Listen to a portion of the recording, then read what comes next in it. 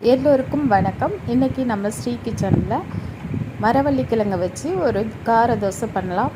வாங்க எப்படி பண்ணுறதுன்னு பார்க்கலாம். அதுக்கு நான் 2 கப்பு புழுங்கரிசி 2 கப் பச்சரிசி ஊற வச்சுக்கிறேன். ஒரு 4 மணி நேரம் ஊற வச்சுக்கலாம்.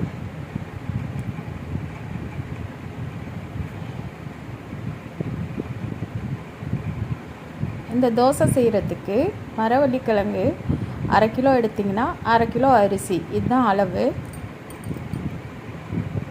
தண்ணி ஊற்றி நல்லா கழுவிட்டு ஊற வச்சு எடுத்து வச்சுக்கலாம்.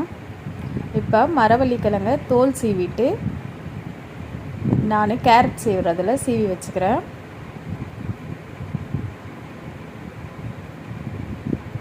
இப்போ சீவியாச்சு. இப்போ ஒரு மிக்ஸி ஜாரில் கொஞ்சம் கொத்தமல்லி, கருவேப்பிலை, 2 ஸ்பூன்